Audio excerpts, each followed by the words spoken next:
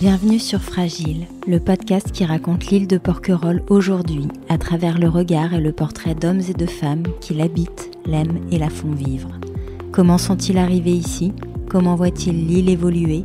Quel est leur endroit préféré, les souvenirs qui les ont marqués ? Écouter les habitants raconter Porquerolles, c'est entrer dans l'intimité de l'île, lieu d'histoire, d'inspiration artistique, de diversité biologique, de contrastes et de paradoxes, un endroit précieux et fragile. Je suis Ingrid Blanchard et je reçois aujourd'hui Jeanne Biras. Bonjour Jeanne. Bonjour Ingrid. Vous avez fait carrière dans le cinéma. Après vos études à l'IDEC, l'Institut des hautes études cinématographiques à Paris, vous avez collaboré en tant que directrice de casting à plus de 40 longs métrages avec des réalisateurs tels que Louis Malle, Alain Chabat, Arnaud Desplechin, Zabou Bretman, Olivier Dahan ou Virginie Despentes, pour n'en citer que quelques-uns. Une filmographie impressionnante et éclectique. Depuis, vous avez écrit et réalisé plusieurs longs métrages et séries pour la télévision. Porquerolles fait partie de votre vie depuis toujours, vos parents s'y sont rencontrés et vos grands-parents avant eux y venaient en vacances dans les années 50. Pour commencer, Jeanne, est-ce que vous pourriez nous raconter l'histoire de votre famille avec Porquerolles ? Quand et comment vos grands-parents ont découvert l'île et comment s'est opérée ensuite la transmission de cet attachement à Porquerolles de génération en génération ? Alors, je vais commencer par une image qui a lieu, juste une scène qui a lieu ce matin. Je suis avec mon fils, le plus jeune, il a 22 ans et il est sur le point de quitter l'île. Il met son sac sur son dos, il regarde par la fenêtre et il me dit, en regardant la baie là, qu'on peut admirer depuis mes fenêtres, et toute la côte en face, il me dit, tu sais, j'espère, ce que je souhaite le plus, que je veux de tout cœur, c'est que ça ne change jamais tel que c'est maintenant, et que ça puisse rester tel que c'est maintenant. Donc on était là tous les deux devant la fenêtre, et voilà, c'est la boucle, la fin de la boucle. Je vais repartir en arrière. Mes grands-parents ont commencé à venir dans cette île visiblement en 53-54. Mon grand-père était, tout comme Joseph Fournier, un responsable d'une mine d'or en Indochine, dans les collines au-dessus de Hue. Il a emmené toute sa famille vivre dans la brousse, ce qui est devenu le Vietnam, en Indochine, où il exploitait cette mine d'or. Donc, je crois même que j'ai appris récemment qu'il y avait eu, soit ils se sont croisés, soit une des compagnies qui les engageait était la même, etc. Donc, il y a déjà une accroche comme ça avant la première partie du siècle. Donc ils sont arrivés ici, ils avaient beaucoup bourlingué, ils avaient l'habitude de la nature, ils avaient vécu dans les hauteurs de Hue. Ils aimaient la mer, mon grand-père adorait naviguer, ma grand-mère adorait bronzer nue, et donc ça leur allait très très bien d'être ici. Avec des attaches dans le sud, quand même, ou non, pas un hasard ? Je ne sais pas comment ils ont découvert. En fait, c'est quelqu'un qui a dû les amener ici. L'histoire de Porquerolles, c'est toujours quelqu'un qui amène quelqu'un qui devient fou de l'île, fou d'amour de l'île, et puis après, chacun mène son chemin. Donc, je pense qu'ils ont dû être peut-être amenés par des amis communs. C'était une communauté d'une certaine bourgeoisie de la région parisienne. Il y avait des médecins, des grands professeurs, des pontes, etc. C'était tous des gens amoureux de la nature et de la mer, qui avaient la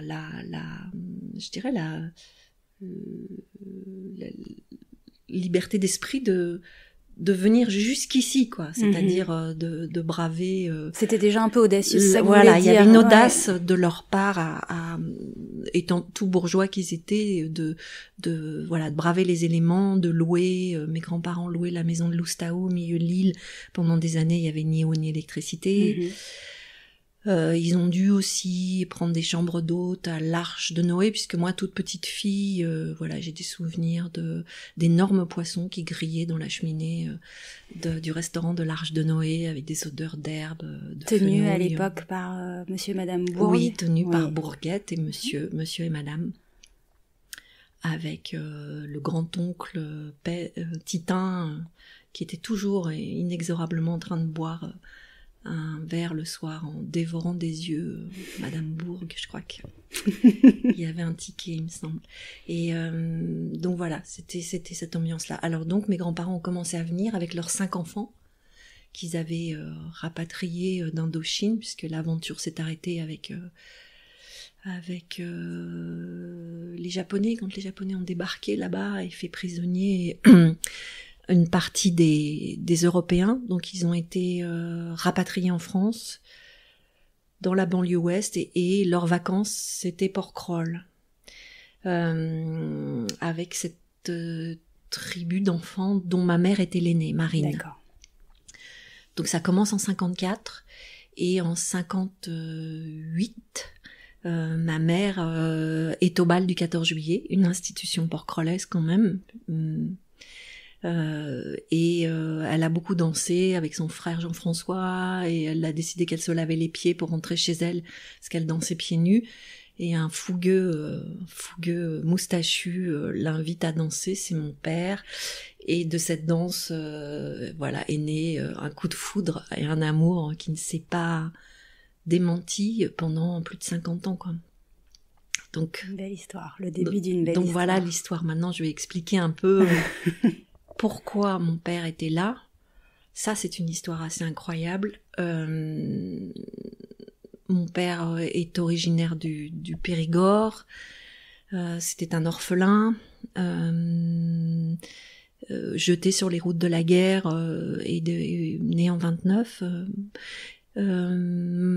Bousculé par cette période douloureuse pour beaucoup de gens, mais pour lui, flirtant avec la résistance, rencontrant très jeune, 14 ans, rencontrant des gens qui lui font découvrir l'art, Louis-Ferdinand Céline, les livres. C'est un autodidacte, il n'avait pas étudié, et sur un coup de tête, il se pique d'aller à Paris, de monter à Paris, de faire des études d'art.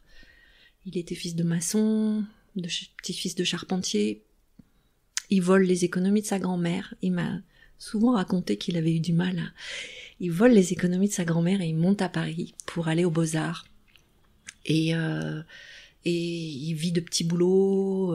Il lit une annonce où on cherche un commis, enfin un assistant pour faire des collages d'un artiste. Il monte, c'est un vieux monsieur avec un bonnet, c'est Matisse. Il se met à coller les feuilles les grands papiers coupés de Matisse de cette époque, etc. Et puis, il milite au Parti communiste. Il est à la cellule du 6e arrondissement, qui est une cellule extrêmement chic du Parti communiste, où il y a l'intelligentsia parisienne et Floria et le père Jean Prodromides, donc Floria Fournier, du Parti communiste. Okay. Donc une des filles Fournier, la mère de Maxime et de François. Donc il rencontre ces deux-là en réunion du PC, ça c'est quand même assez drôle. Et ils sympathisent, et les Floria et Jean lui disent qu'ils ont un domaine sur l'île de Porquerolles, que vu ses connaissances, ses origines et ses connaissances agricoles, il pourrait en être le régisseur, il pourrait venir travailler une année et en même temps s'occuper de son art, enfin, etc. Donc, ni une des deux. Il part avec Floria et... Voilà, le voilà embarqué pour faire régisseur du domaine de Porquerolles. Qu'il connaissait pas du tout par ailleurs. Qu'il connaissait pas du tout. Un cheval, une moto, un chien. Et la belle vie. On est en quelle année, là, Jeanne? 57, 58. Ouais. Parce que ça va très vite entre deux, ils se rencontrent, ils s'aiment, ils se marient. Je suis conçue à Porquerolles. Ouais. Donc, très voilà, vite. Je suis vraiment une plante de l'île. Une plante d'ici. Et ils vivent, donc ils vivent une année entière, tous les deux, dans une existence. Parce que votre mère était parisienne à l'époque, donc elle lâche tout pour Porquerolles. Elle lâche tout pour cet homme. Oui. Avant Porquerolles. Elle lâche tout pour cet homme. J'ai juste cette photo là, je la montre parce qu'elle est assez extraordinaire sur la page de droite. Donc, c'est magnifique. C'est mon père et ma mère sur un cheval blanc, sans selle. Là, c'est une image de conte de fées. Ouais, c'est une image de conte de fées.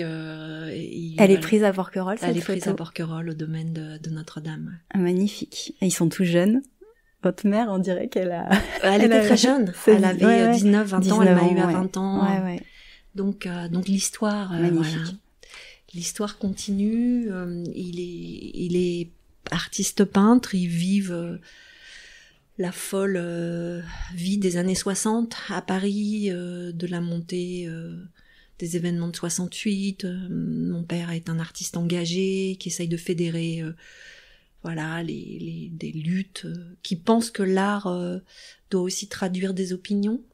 Donc c'est il milite pour un art assez politisé. Moi j'arrive très tôt, c'était pas tout à fait leur projet, et ma grand-mère, qui à l'époque, dont le dernier enfant avait 11 ans, me prend littéralement sous son aile, et étant ici plusieurs fois par an, enfin déjà une bonne partie de l'été, on sait bien qu'à cette époque les vacances étaient très longues, restaient un mois voire plus, donc elle me prend comme un de ses enfants, je dirais, et je mène la vie porquerolloise qu'elle adore par-dessus tout, quoi. Donc des souvenirs d'enfance avec vos grands-parents, mes grands-parents ici. Plus que mes parents, parce que eux étaient trop occupés à refaire le monde. Oui, mais ils étaient très jeunes en même temps. Ils étaient très jeunes. Ouais. Donc je suis vraiment dans le sillage de ma grand-mère, qui m'adore, que j'adore. C'est une très forte personnalité. Elle a Vous avez des souvenirs, Jeanne, peut-être de vos premiers souvenirs à Porquerolles, où il y a des images qui vous reviennent ou pas? Oui, des images. Je suis une petite fille blonde rousse. Je crains énormément le soleil. Je brûle littéralement été après été. Il n'y avait pas d'écran, ou on ne mettait pas d'écran aux enfants, et ma grand-mère me met des papiers sur le nez, parce que si mon nez est brûlé, je crois qu'en second degré, donc ça pèle. Elle me met des papiers, un bob et des papiers, pour que j'arrête. Précurseur de l'écran sautable. Voilà. Précurseur, pour pas que je crame. Et, alors que vous m'aviez dit, je crois que votre grand-mère bronzait nue. Ah oui, non, mais elle a une peau de crocodile, elle est mate, j'ai des photos d'elle, elle est plus grande que moi, très sportive, très très énergique, et complètement avec une peau qui en avait vu d'autres, je crois, dans les tropiques. Donc je la suis, je suis dans le sillage de vraiment de cette femme que j'adore, qui sent le chalimard, qui met des colliers en turquoise sur des grandes djellabas le soir pour boire ses cocktails avec ses amis dans le jardin,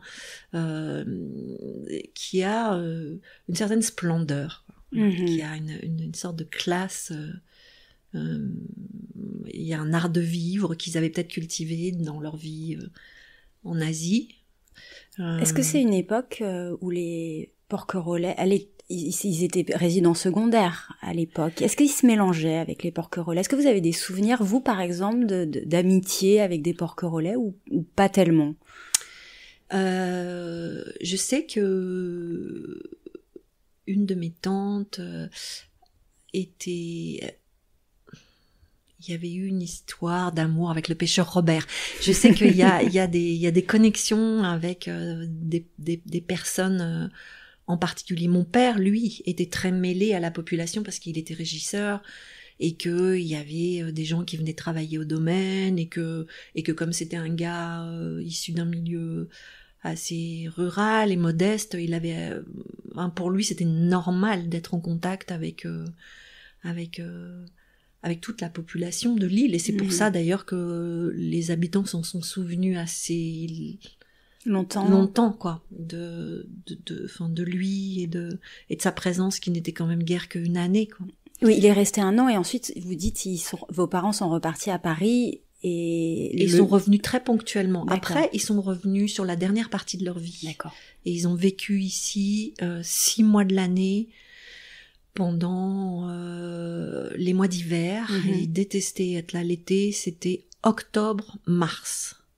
Il faut vraiment le faire. C'est-à-dire que même pas ils s'autorisaient avril-mai, quoi. Ouais, qui sont des saisons qui sont magnifiques. Magnifiques, donc, vraiment. C'était vraiment les puristes. C'était octobre-mars, ici, dans l'endroit où on est tous les deux. Et puis quand il est décédé, elle toute seule, Marine. Donc ils ont retrouvé l'île, comme quoi. Elle ne nous lâche pas. Comme ça. Donc voilà, moi je suis une petite fille avec ma grand-mère. Mon grand-père aimait beaucoup naviguer. C'était un capitaine difficile, facétieux, qui m'a littéralement dégoûté de la navigation en 2 temps 3 mouvements. Ce qui m'embarquait sur son bateau, il faisait des manœuvres sans exactement dire ce qu'il allait faire, ce qui fait que je me prenais la baume dans la tête. Je devais courir de part et d'autre de son petit voilier très sportif, petit voilier plat, là, genre requin en bois. Donc mon apprentissage de la navigation a été assez douloureux. Je suis du coup pas devenue une grande fan de navigation. Fan de ça, même si j'aime être sur l'eau, vraiment, mais disons qu'il m'a un peu maltraitée. Sans embarcation. Donc j'ai ça, les souvenirs. Et puis les années avancent, et puis après c'est l'adolescence, donc la liberté qu'on a ici, les flirts, les copains, les bandes, on circule comme on veut. Et là, plus se mélanger avec l'époque anglaise. Oui. Là, oui, on fait des grandes fêtes dans les bassins, là derrière, où on apporte des transistors, on met de la musique, ça danse. On est quoi dans les années 70, 80 ? Ouais, c'est ça, 80, ouais. Un mélange, en fait, des gens d'ici et des copains et copines qui venaient comme moi en vacances. Tout ça avec une petite avancée rapide. J'ai eu un moment où j'ai vraiment rompu avec Porquerolles. Je pense que c'est aux alentours de 19 ans. Je me suis dit, non, alors là vraiment, cette île est trop petite pour moi. Faut que je voie le monde. Donc j'ai complètement arrêté de venir ici et je suis partie en stop de part et d'autre de l'Europe pour aller visiter d'autres pays. Pour moi, c'était étriqué, c'était étroit un peu. Il y avait quelque chose de mon enfance, un attachement, mais c'était trop petit. Et puis c'était un endroit où vos grands-parents de fait avaient acheté à l'époque, ou c'est plus tard? Non, moi c'est plus tard.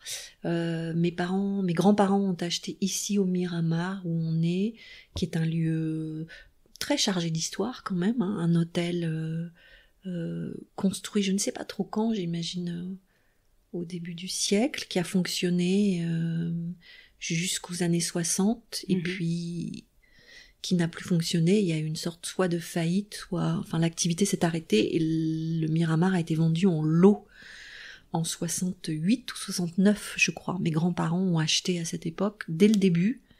D'accord. 2 pièces, puis 3 après, et qui sont les chambres réunies dans lesquelles on est là. C'était le lieu de vos vacances? C'était le lieu de mes vacances. Parce qu'avant, comme ils louaient, oui, c'était le lieu de mes vacances.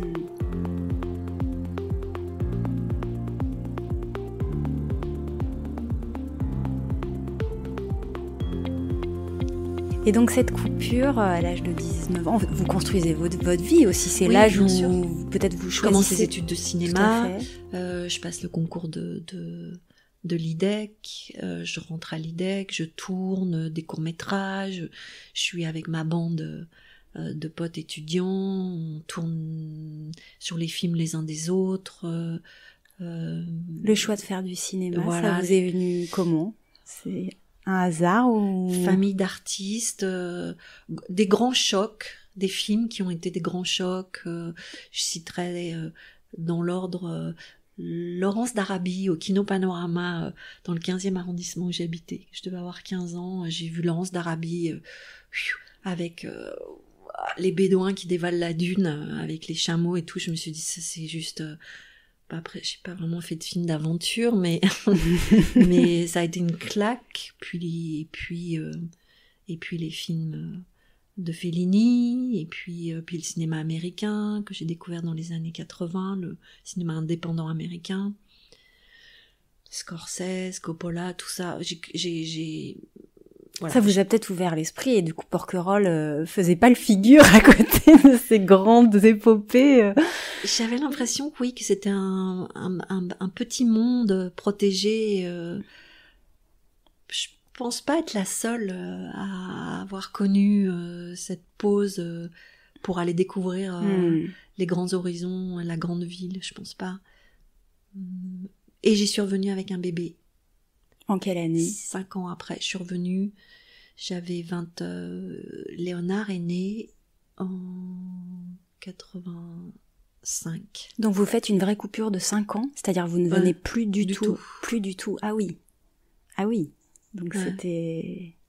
Oui, je voulais plus passer du temps avec mes grands-parents, quoi. Oui, ça, ce qui peut tout à fait se concevoir à cet âge-là. Ouais. Donc...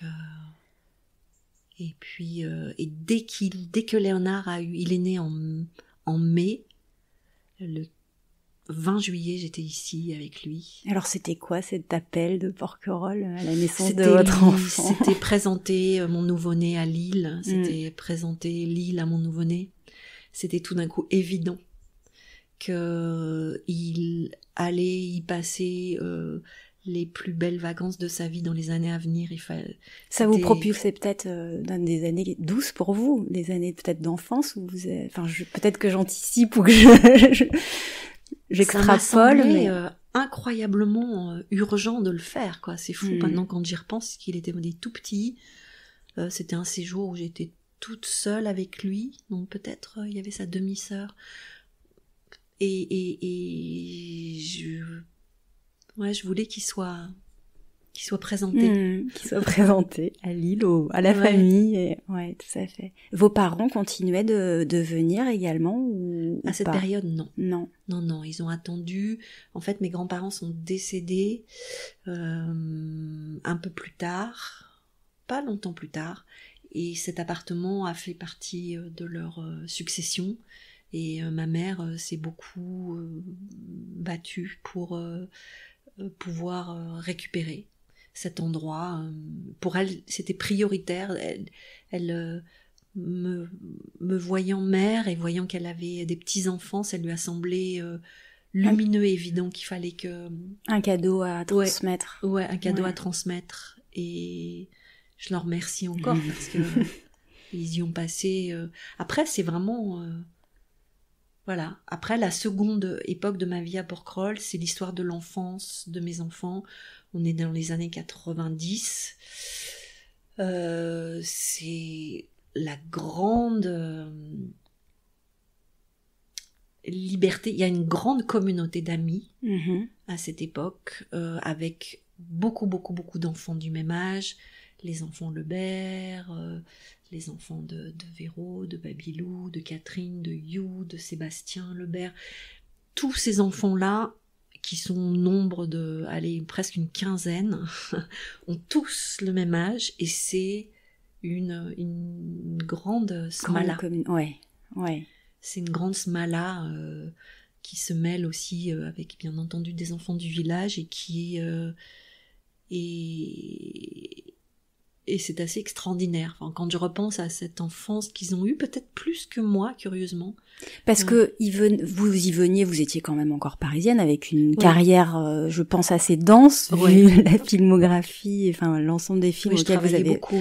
C'est ce que j'imagine. Donc Porquerolles, à cette époque, c'était un sas, un lieu de ressourcement. Vous le viviez comment? Vous veniez pendant les vacances avec vos enfants? Je venais l'été, bien sûr, dès que je pouvais, au moins 15 jours. Je venais à Pâques et je venais très traditionnellement à tous les Nouvel An. J'ai toujours aimé ça, c'est une belle période. Parce qu'on est le 31 décembre aujourd'hui.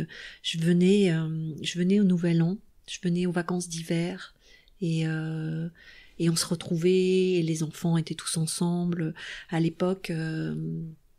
Babylou avait investi dans une barge de débarquement, une barge, avec le pont comme ça qui se lève, et on voguait avec 25 personnes à bord de cette barge, des enfants, de la musique, et on circulait, et on allait littéralement à l'assaut de la courtade ou d'une plage où on baissait. Et toute cette marmaille déguisée en pirate et tout, déferlée sur la plage. Enfin, c'était vraiment des années de liesse, je trouve, quoi, de liberté, de bonne humeur aussi, de côté de joie d'être ensemble à beaucoup, en bande. Que je n'ai pas retrouvé vraiment après.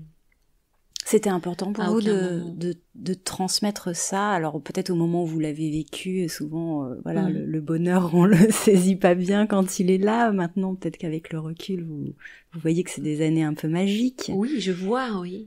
Magique parce que dans un endroit d'une exceptionnelle beauté et générosité, et surtout parce que l'esprit à l'époque est très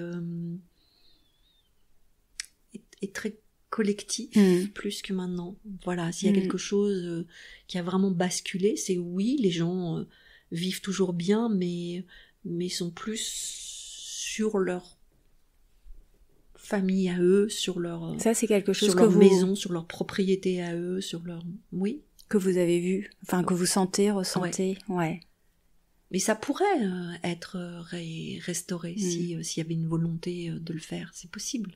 Aujourd'hui, vous résidez encore à Paris ou vous exercez encore des fonctions dans le cinéma ou pas du tout? Aujourd'hui, vous en êtes de votre relation avec Porquerolles, de votre lien et votre ancrage ici? Alors aujourd'hui, je suis dans une étape très importante en fait de ma relation avec cette île, qui est que depuis le mois de octobre dernier, j'ai totalement basculé en résidence principale.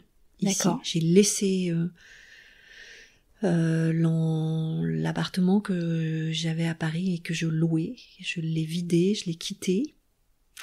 J'ai gardé une petite chambre, enfin une chambre. J'ai gardé une chambre chez une amie qui a de la place et une amie d'enfance, c'est marrant. Et je suis ici, je suis installée ici. C'est mon premier hiver complet. C'est mon pari, c'est de voir comment ça se passe sur un an. Je me mets pas de pression. J'ai envie de vivre ici. Et comme par hasard, je suis grand-mère depuis quasiment cette période, enfin depuis le début de l'année. Donc derrière, il y a l'idée, bien entendu, de refaire la boucle et de refaire découvrir ici à un petit, voire deux, parce que visiblement il y en a un deuxième qui arrive.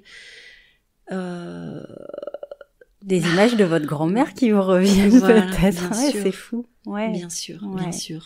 Et à l'heure où la tentation de quitter les villes est forte, comment vous qui avez vécu à Paris dans une atmosphère, dans l'univers cinématographique et pour les non-initiés, un univers qui paraît un peu trépidant, un univers peut-être de la représentation, un univers qui va vite. Comment vous appréhendez-vous ce phénomène le fait de quitter les villes pour peut-être un certain retour à la nature, et où est-ce que vous vous situez dans cette relation-là à Porquerolles, dans votre je dirais, dans ce rapport entre la vie urbaine trépidante et un retour à la nature, aux choses simples, une certaine forme, alors si on devait reprendre les termes de Pierre Rabhi, de sobriété heureuse. Est-ce que c'est des choses qui vous parlent ou pas?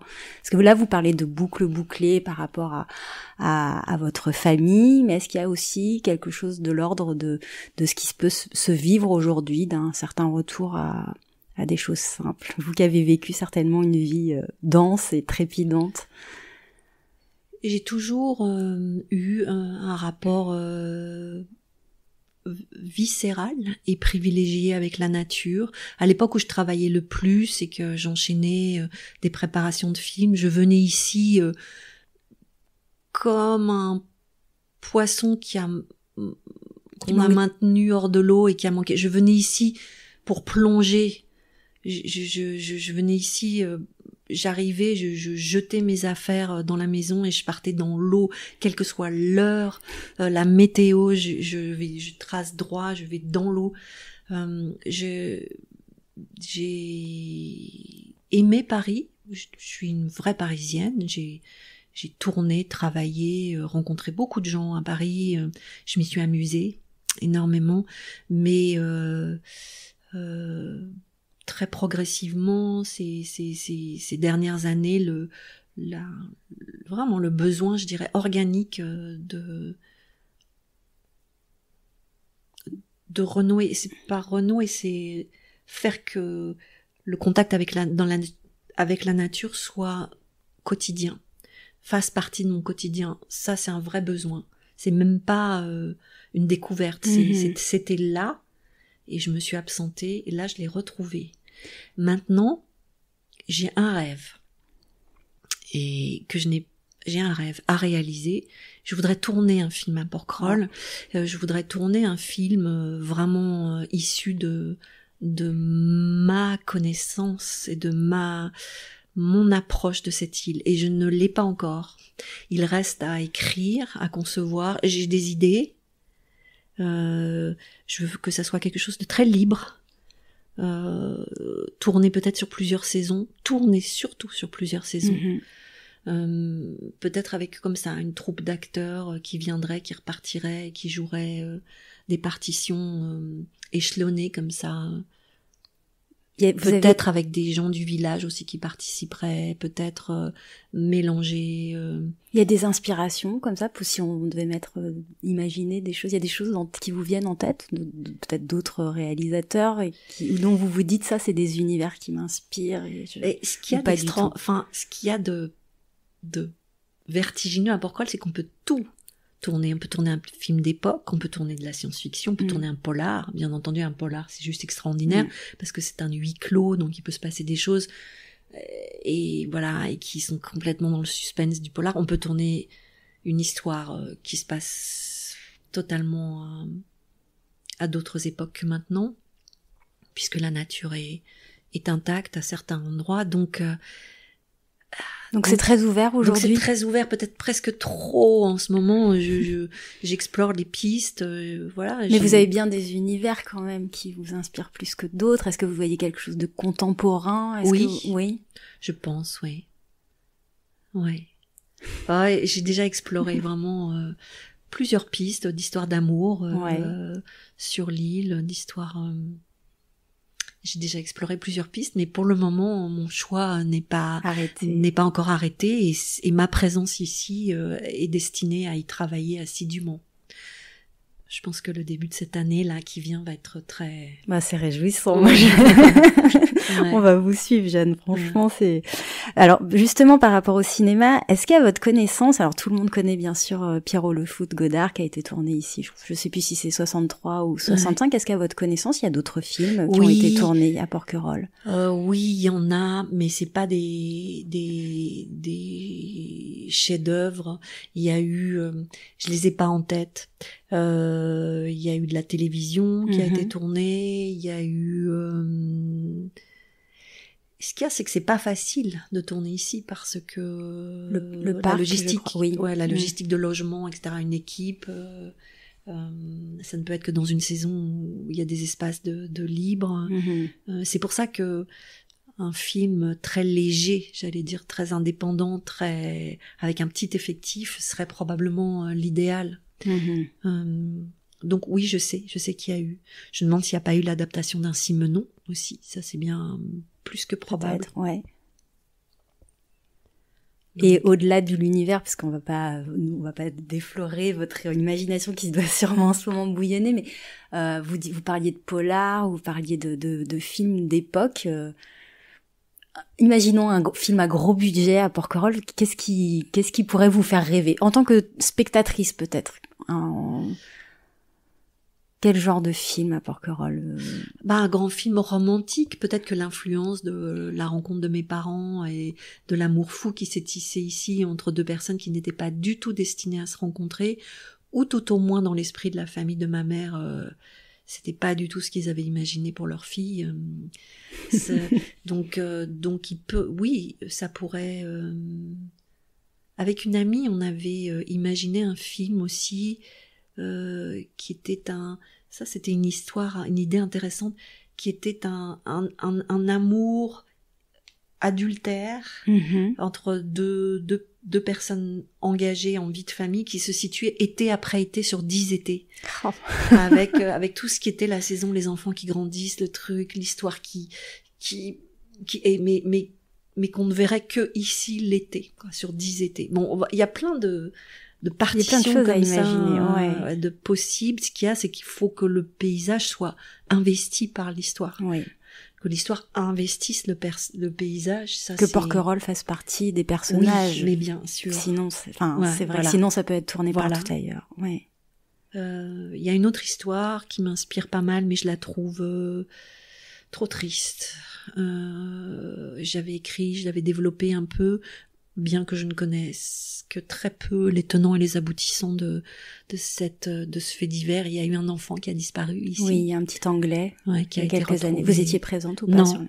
C'était glaçant. C'était glaçant. Ouais. Et à un moment donné, j'ai eu envie de développer autour de qu'est-ce qui peut se passer dans la tête de tous ceux qui le cherchent, les quelques jours où il est cherché, de suivre comme ça, comme une battue à travers l'île, que des gens qui s'entrecroisent et qui eux aussi ont un vécu.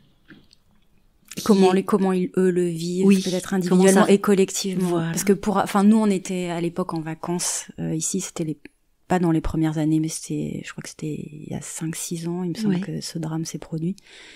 Et ce qui était dingue, c'est que tout le monde, c'était fin octobre, donc vacances de la Toussaint, donc résidents secondaires, touristes et Porquerolais étaient présents ici. Et ce qui était dingue, c'était que tout le monde était ensemble pour chercher cet enfant. Puis c'était la tempête. C'était assez. Donc à un moment j'ai eu envie de raconter autour de cette histoire, mais la mort d'un enfant ça m'assomme. Trop quoi pour vraiment passer, parce que quand on développe un film il faut l'écrire, le concevoir, le tourner, le monter, on passe des mois voire 1 à 2 ans au contact de l'histoire, et si l'histoire est très dure ça en tout cas, c'est un terreau fertile pour un imaginaire cinématographique, pour sa section. Après, je crois est-ce que vous savez les difficultés qui peuvent être liées au tournage d'un film ici, je sais pas, par rapport au parc national, ou est-ce que c'est complexe? Je ne connais pas l'idée la spécificité des autorisations. Je vois pas pourquoi ça serait limité, puisque on peut photographier, c'est plus la logistique qui est compliquée ici, loger les gens. Si c'est une grosse équipe, la question se pose pas. Si c'est une petite équipe et un film léger, donc on verra. On peut aussi tourner sur l'eau, en partie sur l'eau, sous l'eau. Oui, c'est un Et donc ça reste un beau, un projet. Ça reste un projet.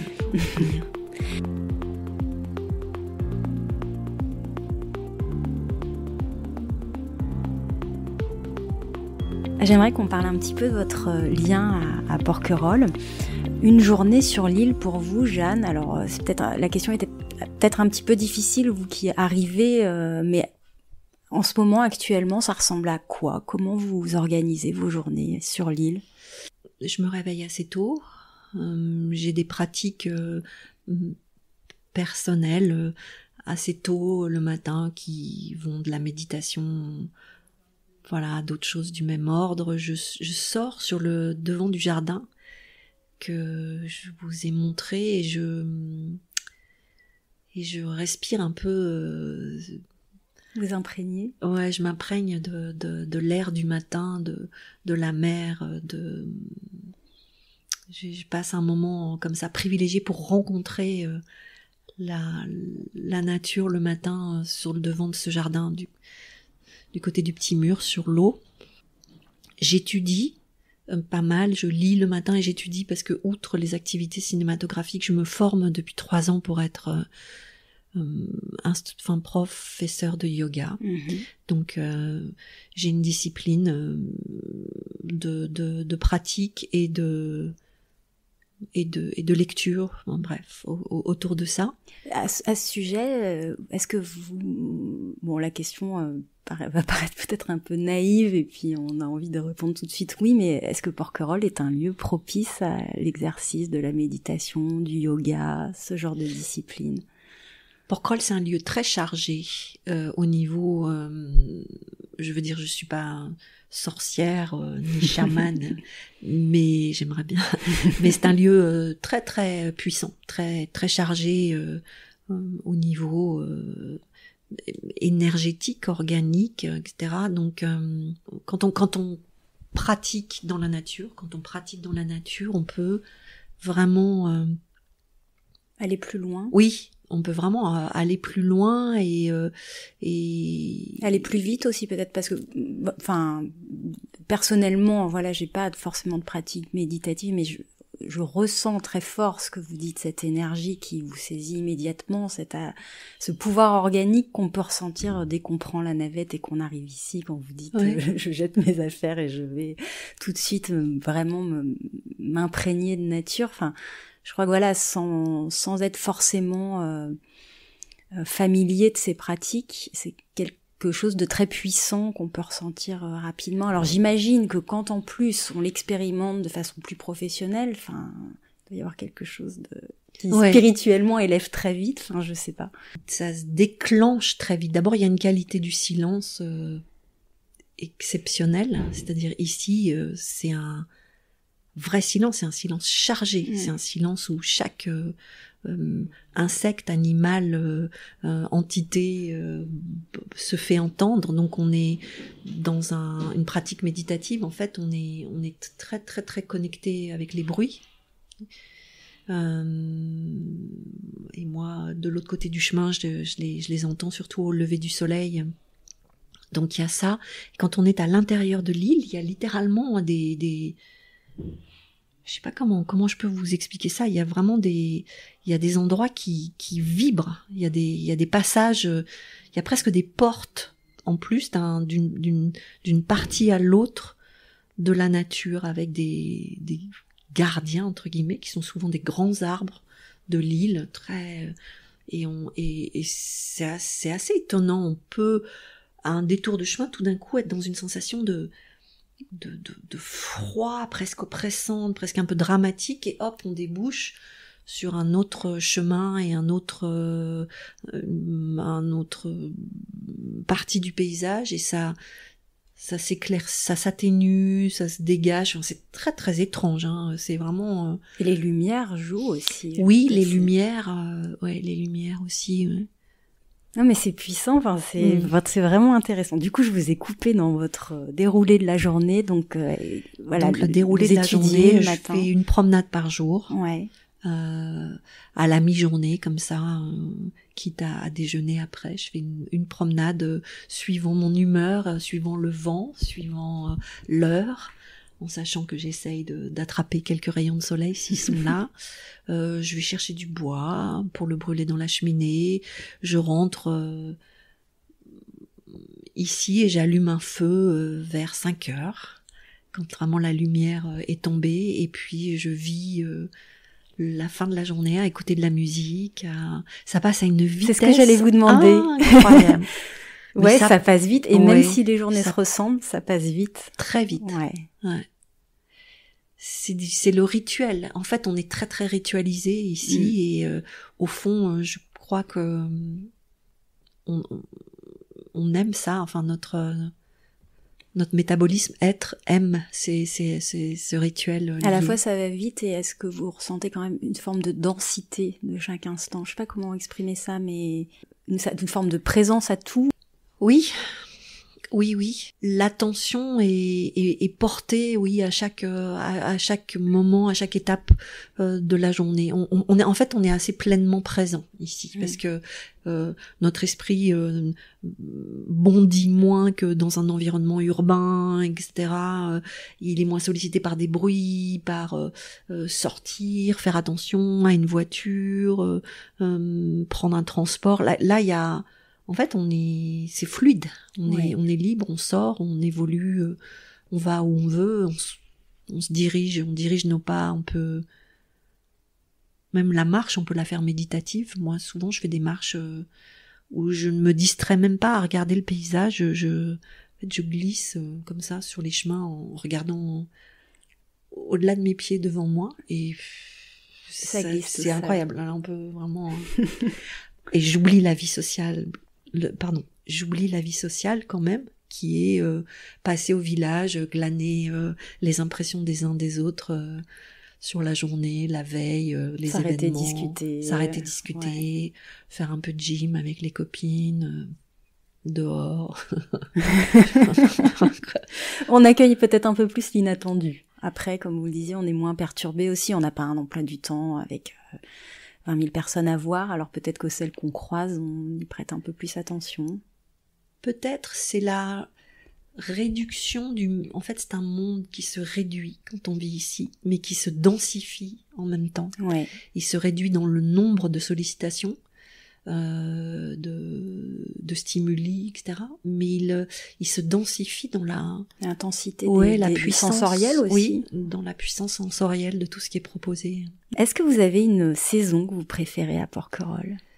J'aime la Toussaint, parce qu'on peut encore aller dans l'eau et que la lumière y est magnifique. J'aime le mois de février parce qu'il y a des mimosas et des oranges sauvages amères et qu'on fait de la confiture d'oranges en cueillant du mimosa. Ça, c'est quand même magnifique. Et j'aime mai-juin parce que les journées rallongent et que très progressivement on rentre dans l'eau de plus en plus facilement jour après jour. Voilà, en substance. Les mois d'été, vous venez les mois d'été ou pas à Porquerolles ? Non. Et vous continuerez de bouder les mois d'été. Ouais, il y a des chances, mais je peux comprendre. Ouais. Est-ce que vous avez un ou des endroits que vous affectionnez tout particulièrement à Porquerolles ? Oui. Alors, j'aime l'allée des Grands Pins qui est le long de la cité administrative. De la cité administrative. J'aime la plage noire du Longoustier parce que c'est un oméga quasi parfait, qui a une symétrie et un dépaysement lié à ce sable noir incroyable. J'aime la Grande Cale parce que c'est là où ma grand-mère se baignait toute nue et que je la vois encore étalée sur son rocher. Et curieusement, si je cite des endroits de l'intérieur de l'île, en fait, parce que je trouve que voilà, la lumière et la beauté de ce paysage, qui est un paysage quand même assez travaillé par l'humain, avec des plantations, est une des spécificités de Porquerolles, quoi. C'est pas une île. Oui, il y a des parties sauvages, mais c'est pas une île spécifiquement sauvage. Elle a comment dire, l'attrait, la beauté des paysages travaillés par l'homme. Tout à fait. Donc j'aime ces endroits-là. Ah oui, j'adore la terre rouge sous les oliviers qui sont ceux de mes amis Jacques et Odile. Là, il y a une terre rouge comme ça au pied des oliviers et ces feuillages gris-vert argenté, c'est un rapport de couleurs que j'adore. Enfin, la liste est longue. La liste est très longue. Pour vous, la Porquerolles authentique, est-ce que ça signifie quelque chose ? Et si oui, ça vous évoque quoi ? La Porquerolles authentique, c'est probablement cet équilibre que j'évoquais là à l'instant sur la partie apprivoisée, travaillée par l'homme et celle qui a été donnée quoi par la nature originelle. Je trouve que c'est un équilibre incroyablement fragile qui est un peu menacé ces temps derniers dans la balance quoi. La balance, je trouve que ça se découvre, ça n'est pas donné à ceux qui passent en coup de vent. C'est un travail de quelques saisons, de quelques années, peut-être d'une vie pour d'autres. Donc elle est encore présente, mais il faut être patient et vous renvoyez pas quand vous parlez de la Porquerolles authentique à un temps passé. Vous Vous pensez que l'authenticité se trouve encore aujourd'hui, mais qu'il faut être patient, l'apprivoiser, prendre le temps? Ouvrir les yeux, attacher son regard aux choses qui doivent être vues en prenant le temps. Mais quand je cite cette phrase de mon fils ce matin qui garçon de 22 ans aujourd'hui, branché ordinateur, etc., réseaux sociaux, qui dit mais pourvu que ce que je vois de cette fenêtre puisse être préservé, bah ouais, je me dis que c'est là sous nos yeux, mais ça tient. C'est fragile. Mais c'est fragile, du nom de votre podcast. Voilà. Est-ce que vous auriez, alors en dehors de l'anecdote de ce matin, qui est une très belle anecdote, un autre souvenir petit ou grand de votre vie à Porquerolles ici, ou même quelque chose qui vous a été raconté? J'en ai plusieurs. Un qui est un peu drôle. J'ai souvenir d'une sortie en bateau pour aller danser du côté de Saint-Tropez. Bande de jeunes filles avec leur rouge à lèvres et les talons et tout qui quittent l'île avec un capitaine dont je ne citerai pas le nom. Et on part danser, on revient très tard au milieu de la nuit, dans un état quand même un peu avancé, quoi, d'ébriété. Et il y a un brouillard tentaculaire qui se lève.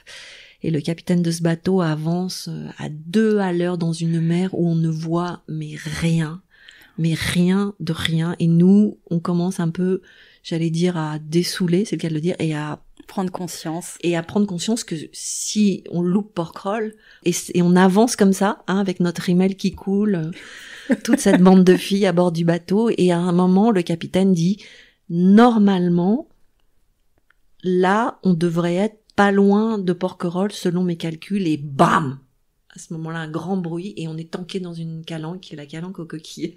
Incroyable. C'est-à-dire que le bateau c'est encastré et littéralement heurté, il allait extrêmement doucement, soit des rochers, soit une petite crique, je sais pas, c'est-à-dire qu'au moment où il dit normalement selon mes calculs on devrait être vraiment pas boum. Donc voilà, au millimètre. Ça c'est une histoire d'adolescence assez drôle. Et l'autre qui est plus poignante, j'ai mon fils aîné de 2 mois ici, 2 mois et demi, que j'avais donc amené pour lui présenter l'île, et il était très costaud et très remuant, et je le changeais sur une table qui était là, et je le lâche comme ça pour prendre quelque chose à côté, et gigoter, le temps de tourner la tête, d'attraper une couche et tout, j'entends splaf, et je me retourne et ce bébé était sur le carrelage, étalé, et j'ai pris... pourquoi je raconte ça? C'est la conscience que là, on est sur une île. Voilà, oui. Quand il arrive quelque chose, là, ça c'est vraiment une histoire d'île, celle du bateau aussi. Mais, c'est-à-dire que je me suis vue ne pas pouvoir faire le nécessaire pour le sauver. J'étais dans un état, non seulement l'émotion. Et là, il y avait... alors parmi les amis de ma grand-mère et toute cette génération de médecins qui venaient, il y avait une grande pédiatre, Madame Opinel, très connue, et je descends éplorée avec ce bébé contre moi qui pleurait, et elle me regarde très posément, elle me dit mets-le au sein, on va voir ce qui se passe, et je le mets au sein, il commence à téter, et elle l'observe, et elle dit je pense que ça va aller, et on a pu, grâce à son expertise, calmer comme ça la situation. Je suis partie après pour le faire examiner, mais il y a eu cette espèce de femme vénérable, d'apaisement et bienvenue, de diagnostic. Mais alors ça fait le lien justement avec ma question suivante sur les particularités de la vie insulaire, puisque là vous avez vécu une frayeur que peut-être vous auriez vécu aussi sur le continent, mais pas de façon aussi disons que peut-être ça serait pas un souvenir aussi marquant aujourd'hui. Bien sûr. Et du coup ma question c'est la vie insulaire, on dit qu'elle fascine autant qu'elle peut effrayer. Qu'est-ce qui fait selon vous sa particularité? Alors peut-être en termes d'espace, de temporalité, de vie au quotidien. La particularité de la vie insulaire, c'est que en fait, on est ailleurs, on n'est plus sur le continent. Ça veut dire qu'on s'affranchit d'obligations, de rythmes. Sur une île, je crois, on a instinctivement l'impression qu'on est très loin. On est quelque part au milieu de l'eau, alors que en vrai, on est une encablure, hein, c'est proche. L'espace, le temps est décalé. Je sais pas comment je le formulerais. Sur une île, on a cette impression peut-être aussi que rien ne peut nous arriver vraiment de grave. Et en même temps, je décris une situation. Donc une forme de paradoxe, peut-être une forme de liberté, en effet. On est un peu coupé du monde, mais dans le bon et le moins bon sens du terme, peut-être. Je pense que ceux qui viennent ici, je suis assez frappée, je connais pas les histoires d'énormément de gens, mais je pense qu'il y a beaucoup de gens qui arrivent ici au bout de quelque chose. Ou au bout d'un certain rouleau, pour se remettre, pour se soigner. Je pense qu'il y a une fonction génératrice, nourricière, thérapeutique, génératrice dans la qualité de vie qu'on trouve sur une île. Mm-hmm. Et que ceux qui viennent sur le tard dans leur vie y goûter, moi je suis née dedans, j'ai été conçue ici, je l'ai senti depuis très très longtemps, alors du coup j'y appartiens, elle m'appartient. Mais ceux qui font ce choix, ils viennent vraiment mettre du baume parfois sur des bobos, ou du baume sur des expériences douloureuses. Il y a un côté résilient sur l'île. Je crois que c'est très juste. Enfin, dans les parcours de vie des personnes qui rencontrent l'île sur le tard, en effet, je crois qu'il y a quelque chose de cet ordre-là. L'hiver, l'île, elle revêt un tout autre visage. On dit souvent qu'il faut avoir passé 1 voire 2 hivers complets sur l'île pour prétendre connaître la vie à Porquerolles. Il y a un habitant de Porquerolles qui disait qu'il faut avoir un trésor en soi pour passer l'hiver ici. Alors, je sais pas si vous êtes déjà en mesure de me dire si vous êtes d'accord avec ça, le fait de se dire que les hivers ici sont longs et rudes. Vous avez pu les appréhender ou en tout cas vous en faire peut-être une idée. Et est-ce que, si oui, alors bon, on voit que vous avez quand même une vie nourrie par les enseignements que vous pouvez faire dans les pratiques méditatives, par l'art et toutes ces formes-là. Donc pour vous, je pense que vous êtes nourri, que les trésors, vous les avez déjà en vous, mais est-ce que vous êtes d'accord avec cette formule-là? Est-ce que vous pensez qu'il faut quand même avoir une certaine force intérieure pour vivre ici? Oui, je pense. Encore plus quand on vit seul, puisque moi je vis seule et c'est un choix à ce stade de ma vie. Oui, bien sûr. Et moi c'est ça que je viens chercher, précisément. Je vais vraiment au bout d'une expérience de la solitude fructueuse. Mm-hmm. Et pas d'un isolement. Je veux dire, si ça me faisait souffrir, je serais vraiment pas là. Une forme d'ascèse ou Oui, aller au minimum, réduire la voilure et voir comment ça se passe. Ouais. Voir comment ça se respire, voir comment ça se vit. Même dans l'approvisionnement, je vois, j'arrive à tenir parfois. Vous vous surprenez? Mais je me surprends. Je dis non, je vais traverser, aller m'acheter. Et en fait, non, mais pourquoi je vais pas traverser si j'ai tout à fait assez de choses dans le placard, ça va aller. Je me surprends comme ça à réduire ce qui pouvait me sembler indispensable à d'autres périodes de ma vie, quoi. Et j'expérimente, je vois ce que ça fait, quoi. Il y a une forme de satisfaction à ça. Ah ouais. Ouais. Et à cette autonomie, à cette indépendance et cette autonomie, il y a une jubilation pour moi. Et est-ce que quand vous retournez de l'autre côté, puisque maintenant votre résidence secondaire est, si j'ai bien compris, plutôt à Paris, est-ce que vous vivez plus fortement l'agression de la vie citadine, urbaine, ou pas vraiment? C'est peut-être difficile à dire cette année parce qu'on est dans une année tellement particulière, c'est-à-dire que tous les charmes de la ville tels que j'ai pu les goûter, comme les musées, les activités culturelles, elles sont juste explosées. J'ai trouvé épuisant de rentrer à Paris, de passer à Paris en décembre. J'ai l'impression que je passais mes journées dans le métro.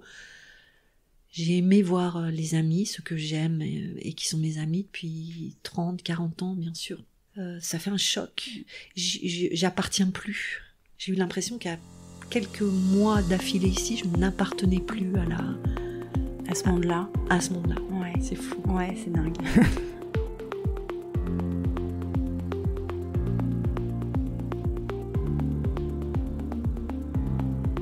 Alors à l'inverse, l'été, Porquerolles revêt quand même un autre visage. Le parc enregistre des pics de fréquentation entre 8000 et 10 000 personnes débarquées par les navettes, sans compter les plaisanciers.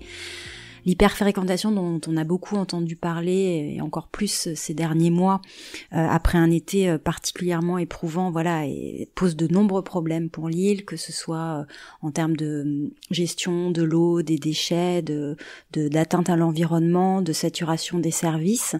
Est-ce que vous avez été témoin de l'essor de la fréquentation ces 50 dernières années sur l'île, et quel regard vous portez sur ce qui se déroule ici l'été ? Bien sûr que j'ai observé ça ces dernières années de manière progressive. J'ai l'impression que c'est exponentiel, que ça n'a pas de limite. Je me souviens, avant d'avoir quitté l'île l'été dernier, un matin de voir une armada de navettes comme ça arriver, puisque j'ai la baie sous les yeux, en rayonnement, avec l'une attendant que l'autre ait craché les passagers et fait demi-tour pour arriver à cracher les siens et tout. Et c'était comme une espèce de nuée de gros frelons marins là qui venaient à assaillir l'île. C'est quasi criminel, quoi. Après, le tourisme est une bonne chose pour cette île et doit être maintenu. Mais cette expansion, voilà, du tourisme, du nombre de visiteurs et du tourisme, disons, de masse ici, dans une île qui n'est pas adaptée, qui n'est clairement pas adaptée à ça. D'abord parce qu'elle n'a pas les infrastructures, c'est pas son but initial, c'est un parc national, il y a un nombre d'hôtels, de résidences, de sanitaires et tout ça très limité, donc c'est comme si l'île avait été dépassée par ce phénomène et n'a pas anticipé ce qui se passe. Et c'est ça qui me chagrine, c'est que je trouve que ça donne une impression de surenchère non contrôlée. Oui, et surtout d'absence de conscience de la part du réseau de ceux qui génèrent ça. Je ne désigne personne précisément, sachant qu'il y a à la fois des appétits, il y a une histoire autour de l'argent, du rendement, mais il y a, disons, une sorte de réseau comme ça d'appétits en roue libre qui n'ont pas réfléchi, comme si la nature devait être une manne infinie, sans fond, qui de toute façon amortirait toujours d'une façon ou d'une autre ces excès-là, et on verra bien. Et ben non, en fait, à un moment donné, elle ne peut plus absorber. Elle n'absorbe pas, elle dépérit. Moi, je vois le fond de l'eau devant le Miramar. J'étais petite, j'ai ramassé des petites crevettes, enfin des animaux, des petites moules. Je jouais avec des organismes vivants au bord de cet hôtel. Il y avait une plage ici, non ? Oui, il y avait une plagette. Et moi, ceci dit, l'eau monte. Clairement, il y a des endroits. Et je pouvais jouer et observer des micro-organismes et des petites espèces qu'on ne voit plus. C'est une espèce de fond vaseux que si on regarde de près, on peut même y apercevoir des radiateurs, des pneus ou des vélos. Donc, qu'est-ce qui se passe là ?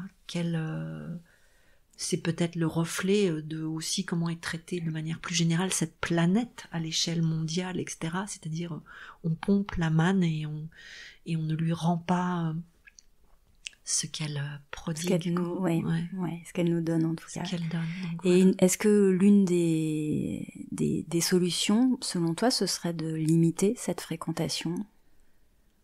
Très probablement l'organiser. Alors le mot limiter, ça veut dire limiter en nombre, l'organiser, la baliser. Moi je pense que par exemple le système publicitaire de communication qui est et sur le continent et sur des revues, des journaux devrait être plus spécifique. Attention, vous allez arriver dans un endroit qui dans un parc national, voilà, ce qui est pas une évidence, hein. Autant voilà, Port-Cros, je pense. Je ne le vois écrit nulle part, je vois pas annoncé. Les gens sont pas peuvent être informés. La navette pourrait tout à fait être un lieu simple pour voilà, éveiller à la conscience écologique absolument. Et au fait. Les gens pourraient être briefés, comme on dit, et arriver en connaissance de cause ici, avec des informations qui leur permettraient d'évoluer différemment que dans une sorte de voilà de consommation furieuse de l'île. D'ailleurs, ouais. on emprunte un vélo électrique pour essayer d'aller voir toutes les plages en une journée. J'espère que ça va se faire. J'ai l'impression qu'il y a un mouvement de conscience autour de ça. Il y a eu un été particulièrement spectaculaire cette année, là, 2020. Je pense que j'ai l'impression que ça va se faire. Ouais. J'ai le sentiment aussi, en tout cas, qu'il y a un élan qui se crée, qui d'ailleurs vient essentiellement de la population porquerolnaise, hein, qu'elle soit de commerçants ou de tant ou non. Mieux. Donc bon, on peut essayer, espérer que ça avance dans le bon sens. Est-ce que quel conseil tu donnerais à un touriste d'un jour qui vient passer voilà une journée? Alors peut-être qu'il a pas tellement le choix, ce touriste, il vient en plein été, il vient passer une journée à Porquerolles. Qu'est-ce que tu lui conseillerais en termes d'itinéraire, de façon de vagabonder sur l'île pour essayer de saisir un peu de l'essence de Porquerolles? C'est sûr que la question, elle s'aborde différemment en suivant qui on est. Est-ce qu'on est en famille, voilà, avec des petits, tout seul, etc. Avec des petits, on peut pas faire grand-chose d'autre qu'aller se mettre sur une plage. Moi, je dirais limiter le trajet vélo, que le vélo serve uniquement, éventuellement, à se rapprocher du bout de l'île si on n'a pas beaucoup de temps, le lâcher au plus vite et cheminer, quoi. Cheminer... en s'arrêtant autant que possible, en empruntant les chemins qui se présentent à vous sans trop de préparation, quoi, et d'être de se perdre un peu, mais surtout de marcher, quoi, de cheminer et d'aller sur la côte des falaises autant que celle des plages pour voir cette incroyable diversité qu'il y a ici. Voilà. Comment vous voyez l'île évoluer et quel regard vous portez sur ces changements? Eh bien, moi je suis assez...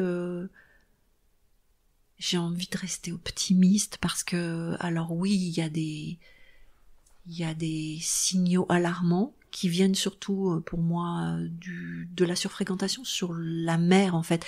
J'ai l'impression que le territoire ici peut arriver encore à s'en sortir, à trouver un certain équilibre. Mais ce qui se passe sur l'eau est alarmant et sur les côtes.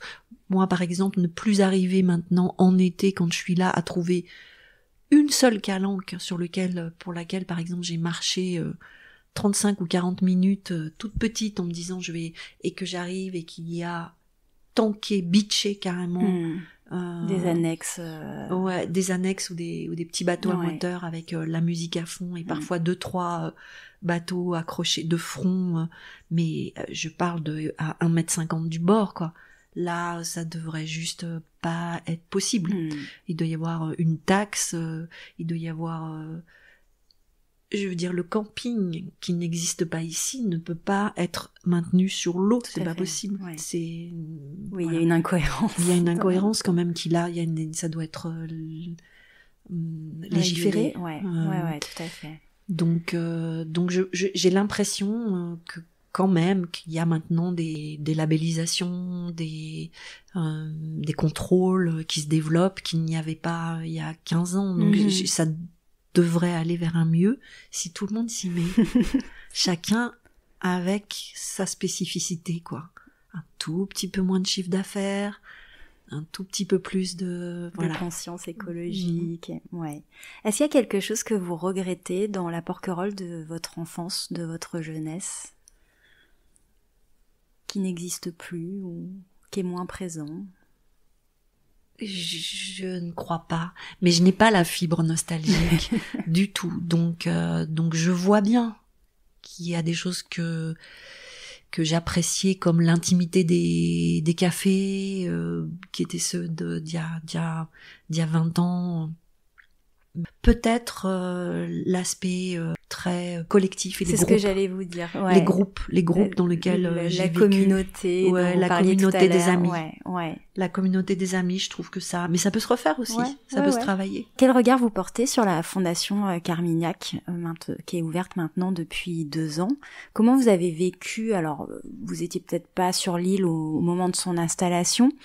Mais est-ce que vous pensez que c'est une bonne chose? Est-ce que vous avez visité les expositions? Est-ce que le lieu, vous trouvez que c'est un bel endroit? Vous avez peut-être connu l'habitation d'Henri Vidal, donc qui a préexisté la fondation. Qu'est-ce que vous pensez de cet endroit? Je trouve que les aménagements sont très beaux, sont de qualité. Le fait qu'ils aient pas eu l'autorisation de s'étendre et que du coup c'est devenu comme ça en souterrain. La façon dont ils ont creusé littéralement pour créer les salles d'exposition est très réussie. Je trouve que le jardin, les œuvres dans le jardin, c'est beau. Je m'y suis promenée. Je trouve que c'est une collection assez éclectique de quelqu'un qui prend soin d'avoir un peu de tout. C'est pas typiquement la collection d'un type qui aurait été vraiment passionné ou d'un amateur vraiment d'une période. Il a un peu de, j'allais presque dire, ce qu'il faut avoir aujourd'hui pour être un collectionneur intelligent. Vous avez visité toutes les expositions jusqu'alors? Non, pas toutes. Il y en a, j'étais pas là. J'ai l'impression qu'il y a aussi de la musique. Oui, il y a eu des événements. Des événements, notamment. Ça mériterait, ça pourrait être vraiment une vraie, un vrai plus, quoi, que ça s'ouvre aussi aux arts, aux arts vivants, aux arts vivants. Ça pourrait. Il y a eu des danseurs, il y a eu la musique sur la place de l'île, notamment. C'est plutôt l'été, donc si vous n'êtes pas une adepte de l'été à Porquerolles, les nuits de pleine lune aussi, ils ont fait des visites sonores, voilà, un petit peu poétiques et. Non, moi je trouve que c'est bien que ça soit là et que ça a été bien fait. Pour peut-être ouvrir un petit peu la question, est-ce que vous pensez que l'art a une bonne place sur l'île? Est-ce que l'art est suffisamment représenté sous toutes ses formes, hein? On a parlé cinéma, on parle d'art contemporain, mais voilà, la photographie. Je pense que non, l'art est vraiment présent à la fois pas simplement dans les grandes structures comme la fondation, mais aussi comme des artistes qui vivent et qui exposent régulièrement et qui montrent. Il y a des talents ici nombreux d'aquarellistes, de paysagistes, de gens qui sont venus aussi pour pouvoir exprimer ça et que ça marche bien. Les kinos, ça a vraiment le mérite d'associer les villageois, et ça c'est une super aventure, je trouve, qui est à la fois vivante et un peu folle. Ouais. Donc je vois ça, le jazz à Porquerolles, oui aussi, ils se sont bien implantés au fil. Bon, non, moi je trouve qu'il y a une bonne représentation, un bon dynamisme au vu de la proportion de l'île. Est-ce que vous avez des conseils de lecture ou de témoignages artistiques sur Porquerolles à conseiller? Est-ce qu'il y a des choses, des lectures, des peintures, des choses qui vous ont touché? Des réalisations artistiques? Les livres, je les ai presque tous un peu parcourus. J'aimais bien le plus ancien, La route du phare, c'est ça? Oui. Rue du phare de Canessa, c'est ça, d'Alphonse Canessa. Rue du phare. J'aime le recueil de photos que Bernard a fait récemment. C'est c'est un vrai regard sur l'humanité de l'île, l'humain, je trouve.